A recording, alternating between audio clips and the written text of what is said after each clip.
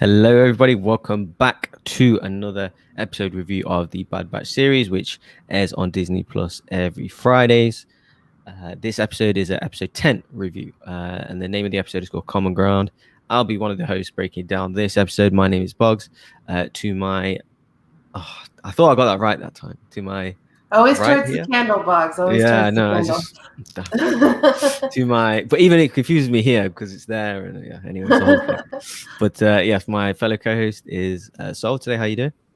Doing good. Excited to talk Star Wars with you all the time. I got my tea. I'm ready. Yes, back at home after your vacation. Yes. Some people asking, I saw in some of the comments and stuff. How are you doing? How was your holiday? Good. It was good. Glad to be back home, though. It's one of those, you leave home and then you miss home, and then you're like, oh, I'm back home. Exactly. And yes, we are back with another episode review. So the first initial thoughts, obviously did feel a little bit shorter this episode, maybe because it was action heavy. I felt did feel a little filler, but I really enjoyed it. Like there's something about this series where even the filler episodes I quite enjoy. This with, because you're getting a lot of important information, I feel, even in the quieter scenes. It's funny how like this is, even with the filler episodes or the slow episodes on here, I just enjoy this more than another series on Disney Plus. So yeah, I don't know, that's weird. It's just straightforward storytelling.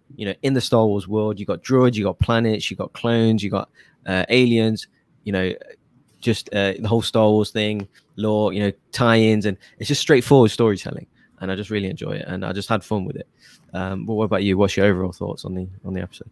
I enjoyed this episode a lot. It definitely took like a little dip from the past few episodes because I was like, oh, we're back to like the mission of the week kind of thing, which I enjoy them. I enjoy anything that Star Wars gives to me, but it was just like okay, you got to go down a little bit because there's still several episodes to go, and so you have to extend the series. So you always have to have those episodes in between that are like not as important.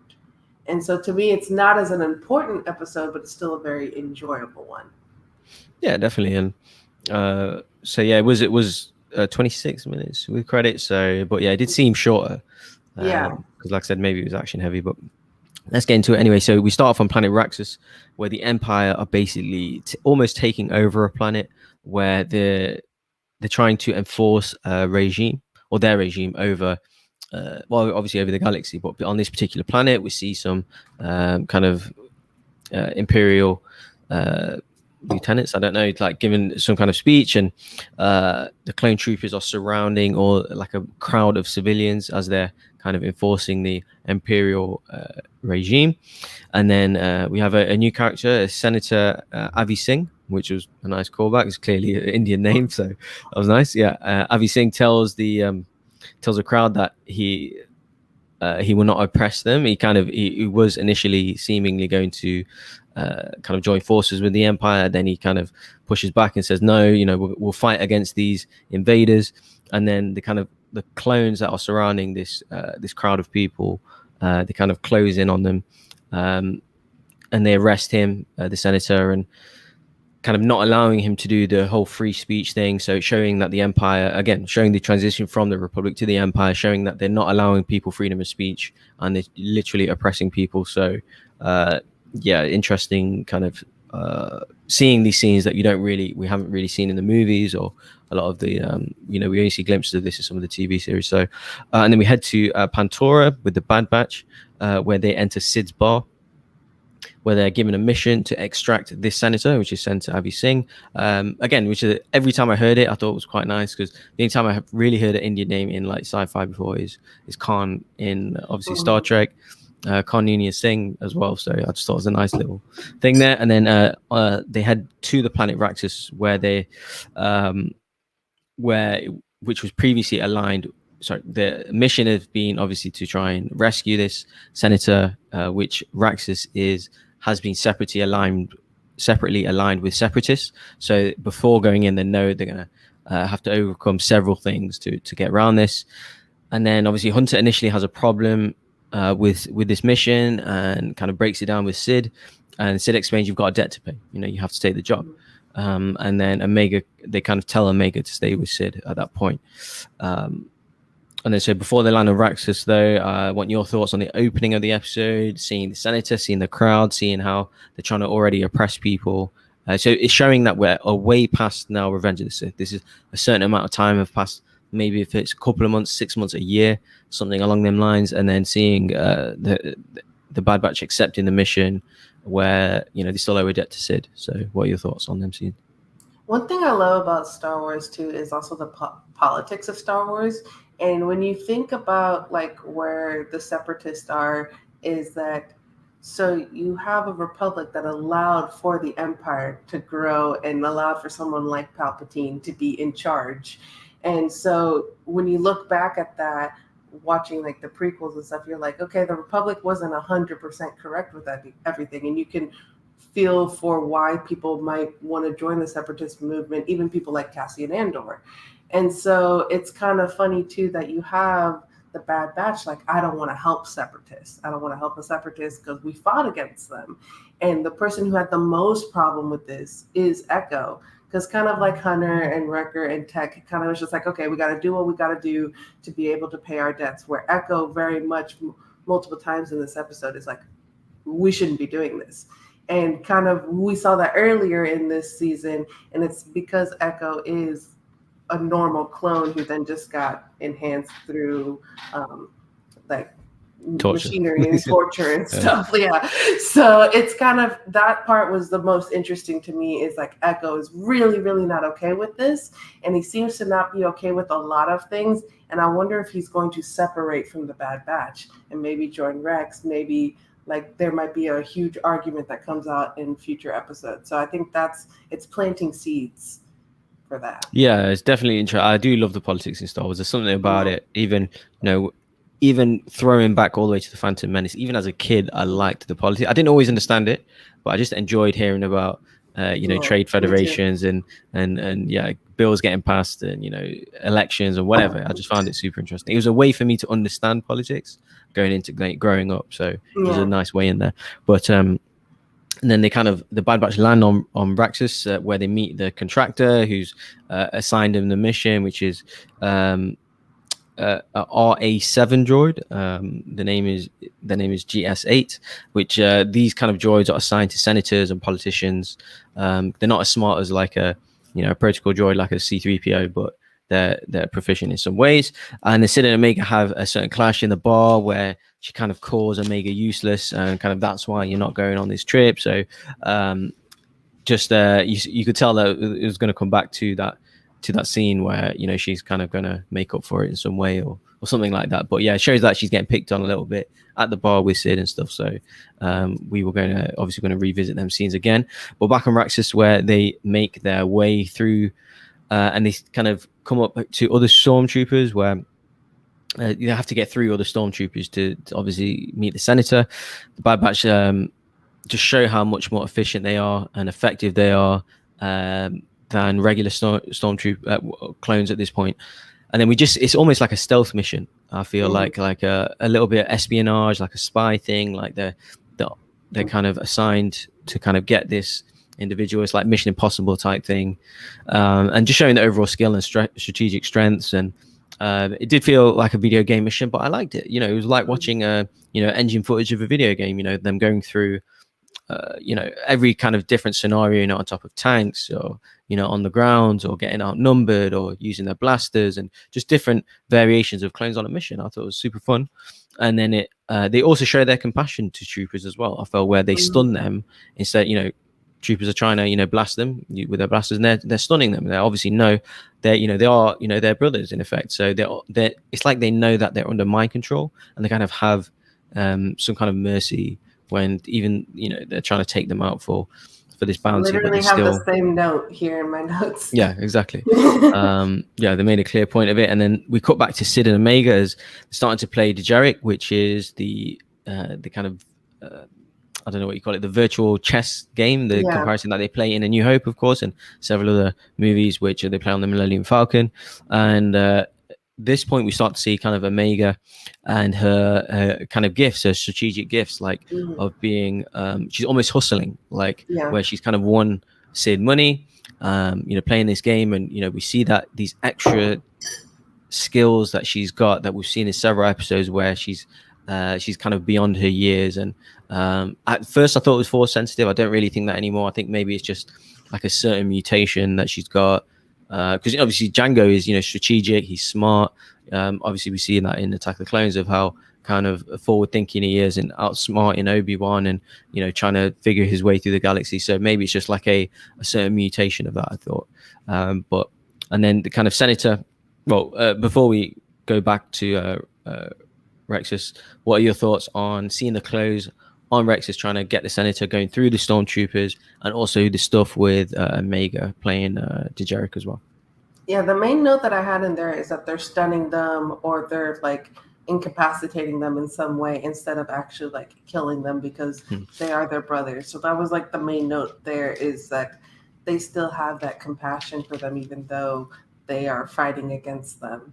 And then I like too that the second Sid makes fun of Omega, the rest of the clientele in the bar, like, that's harsh. Like, they're like looking at Sid like, so everyone loves Omega. So it's, and you see that too, like Hunter's very protective of Omega in this episode. The rest of the clientele, before she starts hustling them, are like, hey, don't be mean to her, kind of thing. So there is this like love for Omega.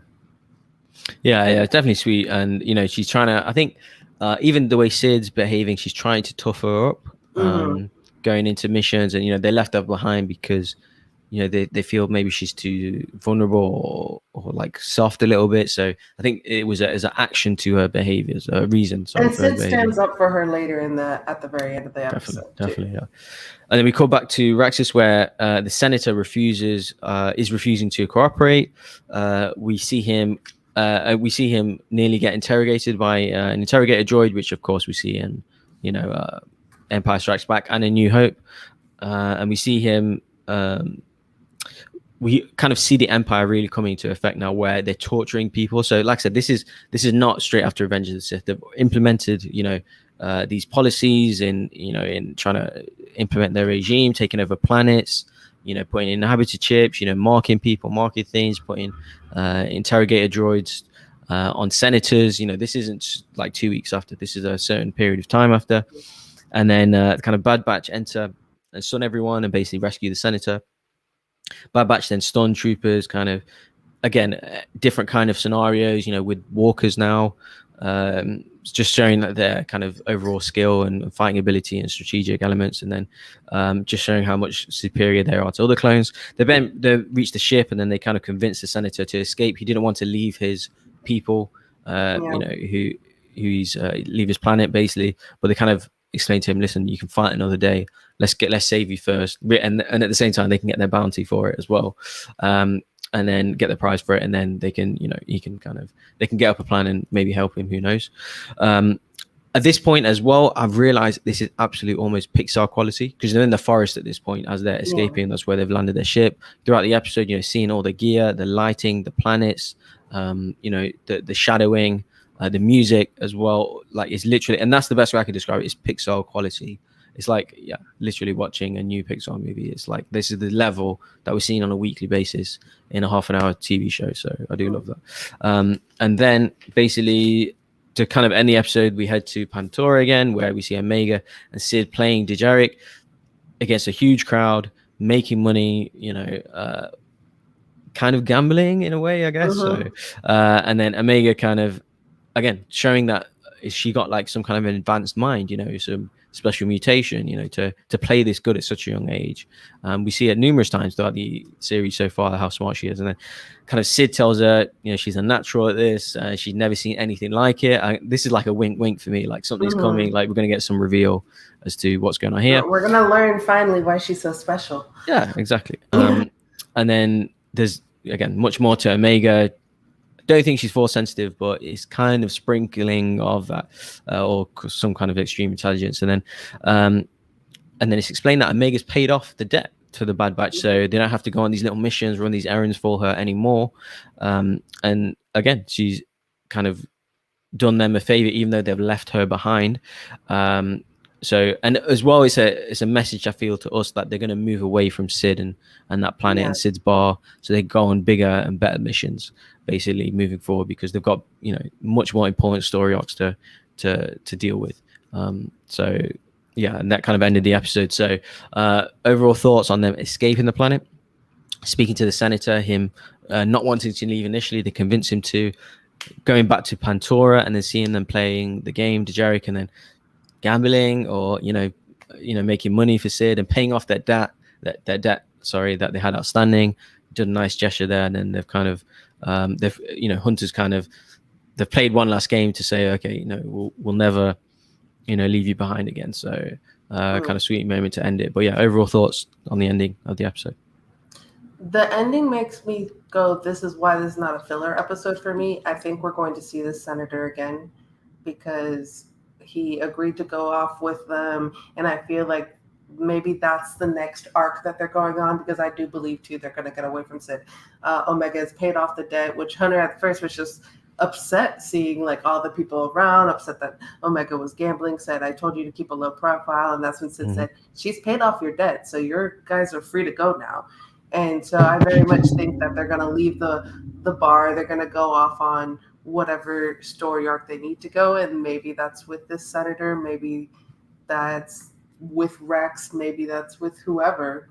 And I just, any moment with Hunter and Omega where it ends in that like sweet little moment of, oh, we're gonna protect you, don't worry about that, or we'll never leave you again. It's kind of just Hunter realizing more and more that Omega really is part of this team, and it's super sweet. It's very cute. Yeah, and she calls him Red Band. Is that right? With the bandana and stuff. I found that really funny for some reason every time. I like the voice actor as well. She's I forget her name, but she's Danny DeVito's wife. She plays the Matilda's mother in the Matilda movie. So it's just something kind of funny about that voice, and it really stands out. But and then going moving forward. So I'll give a quick summary as well. For me, when I say filler, I don't necessarily mean it's negative. It's just an overall story didn't move forward too much, but kind of a lot happened. Action heavy. Sid's character development. Omega's character development, kind of with Sid there.